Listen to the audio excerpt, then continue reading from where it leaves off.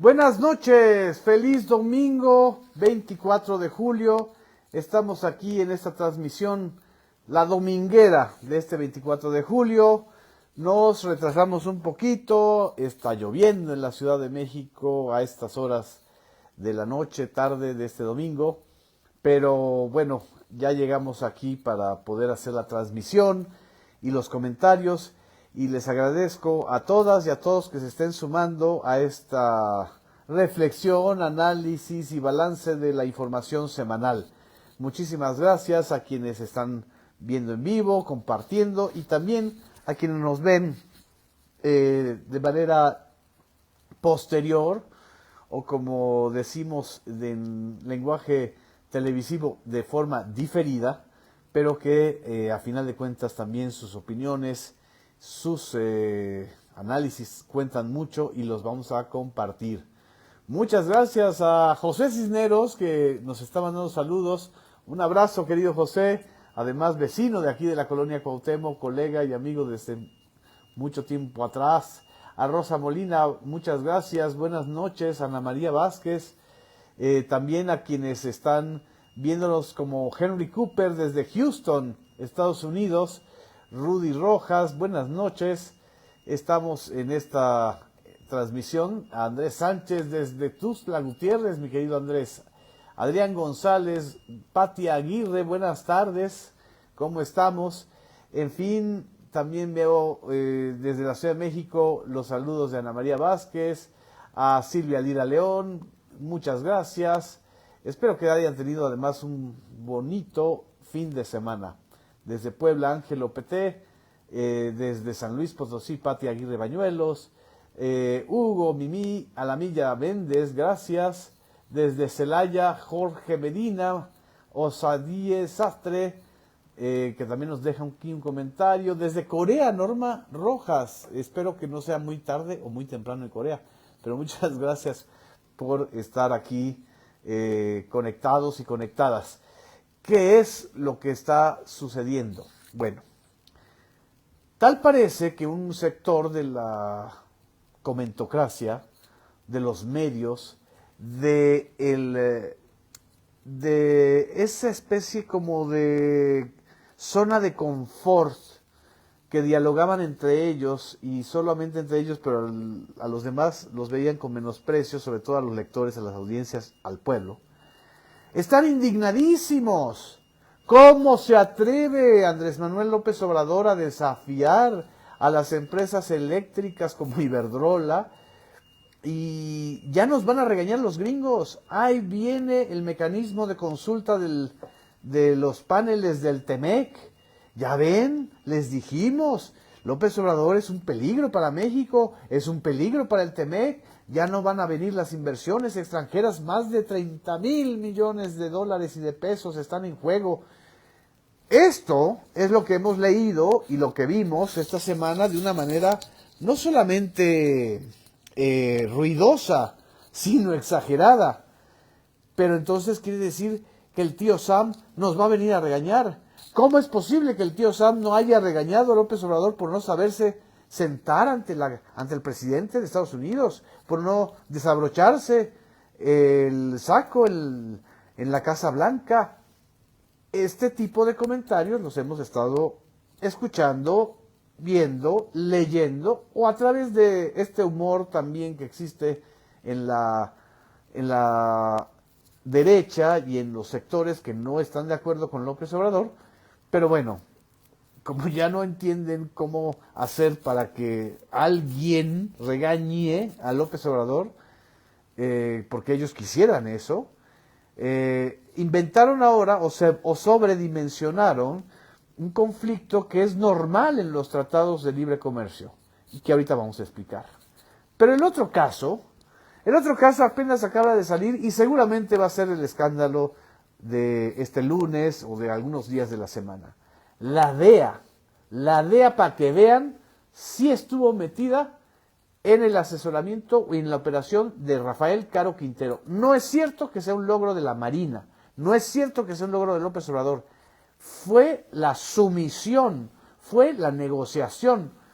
Es más, ya van a estar leyendo a Raimundo Rivapalacio escribiendo esto.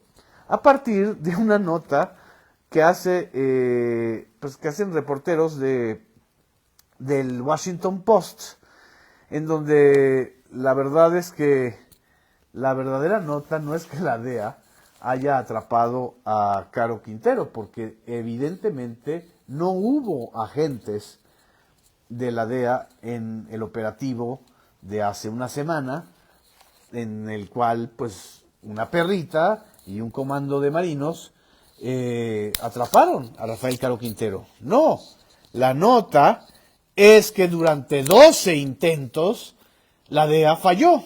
Es decir, la super DEA, la superagencia antidrogas, los que vigilan y saben exactamente cómo son las cosas, porque los mexicanos somos muy inútiles para eso, la super DEA, que además contrató, compró o tuvo a parientes de Caro Quintero, no pudo atraparlo desde 2013 a la fecha.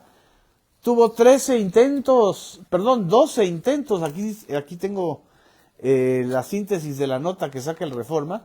Dice, de acuerdo con un reportaje del Washington Post sobre la captura de Caro Quintero, ocurrida el 15 de julio pasado en Sinaloa, su detención no pudo haber sido posible sin la inteligencia generada por la DEA durante años, y que incluye 12 intentos fallidos para arrestarlo desde su liberación en prisión en 2013. Citan el reportaje del Washington Post, dice, la versión más reciente de la investigación de Caro Quintero comenzó hace al menos 8 meses e involucró a agentes antidrogas de Estados Unidos que proporcionaron inteligencia y otro tipo de asistencia a las fuerzas especiales veteranas de la Marina. Abro en comillas, la DEA había convertido a algunos de los familiares de Caro Quintero en informantes, dijo un ex alto funcionario estadounidense, e incluso la DEA sabía qué caminos de terracería tomaba para visitar a sus novias.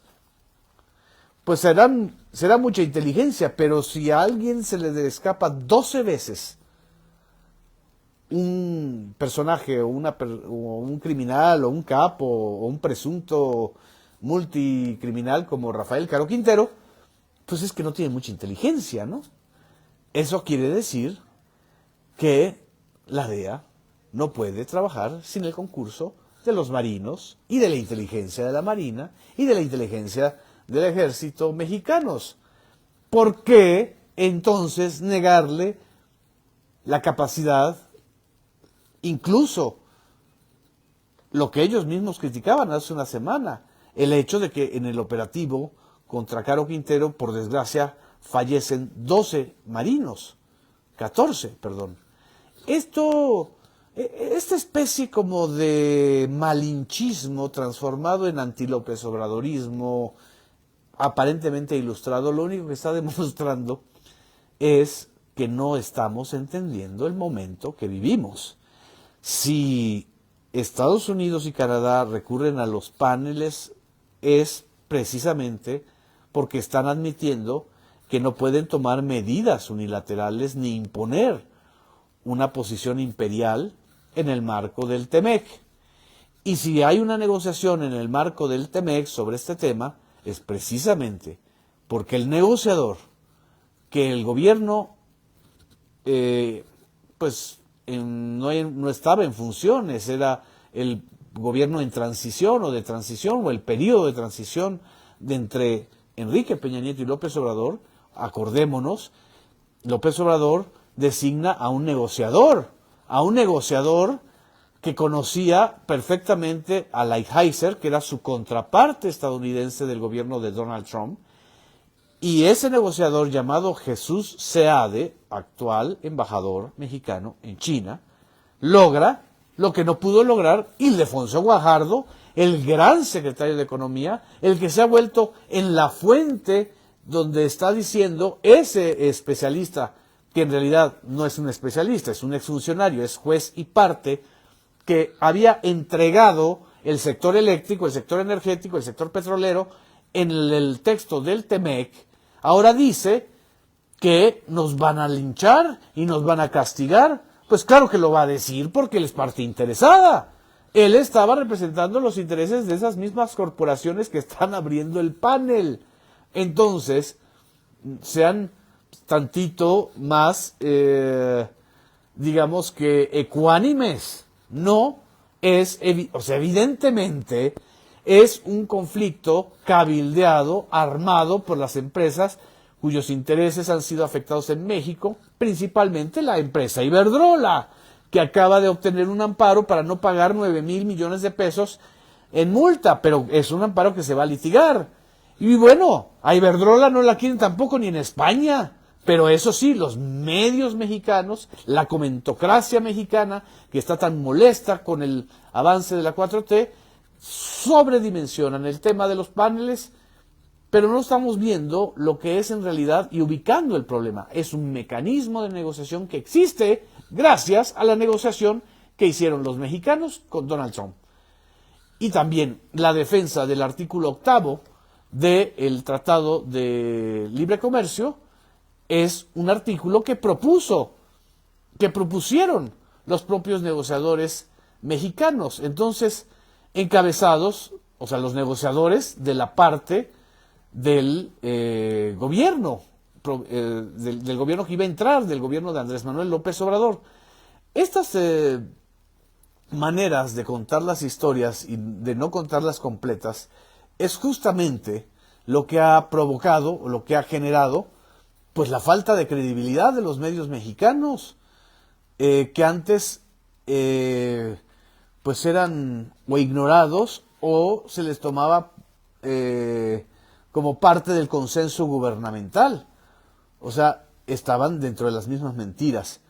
Pero yo quiero aquí ponerles el audio de una entrevista que le realicé a Jesús Seade, y en esta entrevista el propio Jesús Seade, negociador de la parte mexicana, explica perfectamente cómo se pudo defender la soberanía energética y eléctrica de México en la negociación del TEMEC, y el gobierno de Donald Trump, el más reacio a respetar a los mexicanos, lo aceptó. Bueno, algo entonces leyeron bien e hicieron bien los negociadores de la parte de López Obrador, que no quieren admitir en estos momentos. Pero bueno, vamos a poner este audio. Es Jesús Seade. Un capítulo que mide una página, pero es un capítulo sobre la soberanía de México sobre los recursos energéticos. Hay un capítulo que no estaba original, no estaba nada.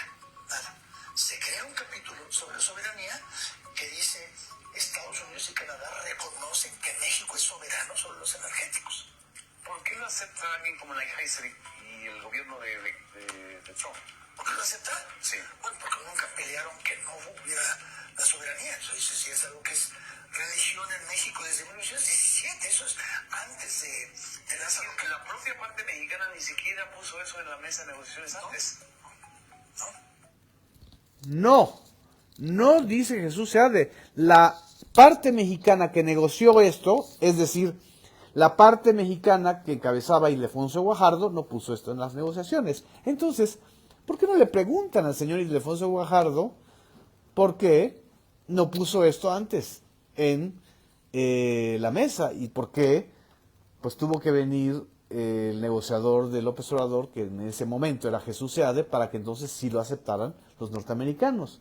Lo aceptaron porque México también tuvo que aceptar la creación y la existencia de paneles de resoluciones de temas migratorios, laborales, acuérdense, del tema laboral, y, por supuesto, del tema comercial. Luego, entonces, existe un diferendo, pero no es un diferendo ni que ponga fin al TEMEC, ni que manche a México, sino que es un diferendo necesario para defender la posición del Estado mexicano frente a su defensa de Pemex y de la CFE. Algo que haría cualquier gobierno. Estados Unidos lo hace defendiendo a sus empresas privadas y también algunas públicas. Y lo hace también Canadá. ¿Por qué no lo va a hacer México? Porque Raimundo Riva Palacio dice que no. Porque el Reforma dice que esto pone en riesgo. porque el 80% de los que comentan en radio son furibundos repetidores de guiones que se les dan. Por favor. Esto creo que es importante destacarlo y subrayarlo en este análisis, porque la verdad es que la sumisión voluntaria al tío Sam ya se ve mal. O sea, ya se ve mal porque ya ni siquiera los europeos o los otros países latinoamericanos o la prensa de los otros países latinoamericanos, aunque sea de derecha, hacen estos desfiguros. El tema ahora del Rafael Caro Quintero se suma al tema del Temec, pero no perdamos de vista esto, lo que sucedió con Caro Quintero, les guste o no, es un logro de la Secretaría de Marina y de su área de inteligencia. Les guste o no, ellos lo atraparon sin necesidad de que la DEA, que el tío Sam venga y nos diga, es aquí, es acá. Esa es la gran diferencia con el gobierno de Felipe Calderón y el gobierno de Enrique Peña Nieto. No vengan entonces a decir que la DEA es la mamá de Tarzán y que no comete errores, porque la propia DEA está reconociendo que durante 12 veces, en menos de 10 años, intentaron atrapar a Rafael Caro Quintero, a este señor que parece teporochito de Choice, Sinaloa, ese gran y peligroso narcotraficante que en el momento de ser atrapado estaba solo. Algo hizo bien la inteligencia de la Secretaría de Marina, ¿no? ¿Por qué no se lo reconocemos? ¿Por qué no lo admitimos? Porque no. Lo que hay que decir es que nada es un logro del gobierno actual.